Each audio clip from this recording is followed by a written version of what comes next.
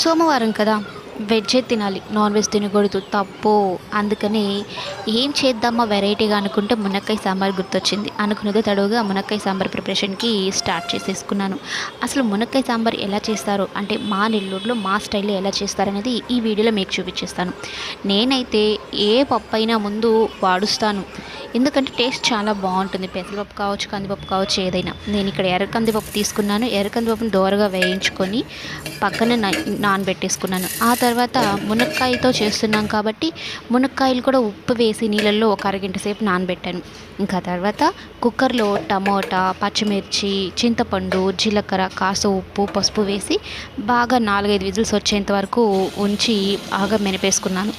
ఆ తర్వాత ఉల్లిపాయలు మామూలుగా మనం పోపు పెట్టుకుంటాం కదా, అందులోని ఉల్లిపాయలు, మునక్కాయలు వేసాను. ఇక్కడ మీరు ఒకటి గమనించారా, టమాటా వేయలేదు, ఎందుకంటే ఆల్రెడీ కుక్కర్లో వేసేసుకున్నాం కాబట్టి.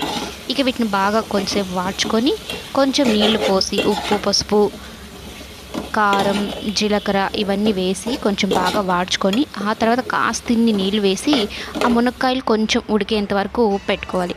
ఆ తర్వాత మనం ఇక్కడ మెదుపుకున్నాం కదా పప్పు, ఇవంతా దానిలో వేసేసి కొంచెం 2 పొంగులు ఖచ్చితంగా రావాలి. ఇక్కడ ఇంకో విషయం ఏంటి అంటే, తెల్లగడ్డలు దంచి ఇందులోనే వేసేస్తే మన నూనెలో వేయకూడదు. మనం మామూలుగా కూర ఉడికేటప్పుడే వేస్తే చాలా టేస్టీగా ఉంటుంది. ఇక లాస్ట్లో కొంచెం సాంబార్ పౌడర్ వేసి ఇంకా 2 పొంగులు రానిచ్చి పక్కన పెట్టేసి అందించి. ఈ ప్రాసెస్ మీకు నచ్చితే ఒకసారి మీరు కూడా ట్రై చేయండి, సూపర్గా ఉంటుంది. దీనికి కాంబినేషన్ క్యాలీఫ్లవర్ ఫ్రై చాలా బాగుంటుంది, అదుర్స్ అనే చెప్పుకోవచ్చు.